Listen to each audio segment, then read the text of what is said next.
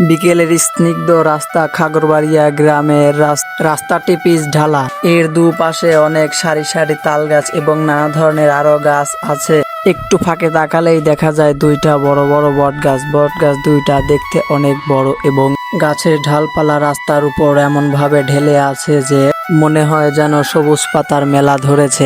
স্নিগ্ধ বাতাস বইছে, তাতে গাছের পাতা নড়ছে আর মিষ্টি গন্ধ ছড়াচ্ছে। রাস্তার পাশে একটি ছোট্ট নদী বয়ে চলেছে। নদীর জল স্বচ্ছ এবং তার উপর দিয়ে অনেক হাঁস ভেসে বেড়াচ্ছে। নদীর জল হালকা ঢেউ খেলছে।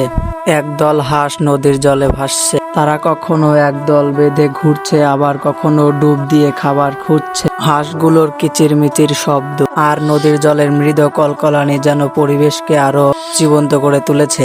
সূর্যের আলোয় হাঁসগুলোর বাদামি পালক চিকচিক করছে। ক্যামেরা হাঁসগুলোর উপর ফোকাস করে। একটি হাঁস ডুব দিয়ে আবার ভেসে ওঠে এবং আরেকটি হাঁস ডানা ছটফটায়। তাদের চলাফেরার দৃশ্য বেশ আনন্দময়।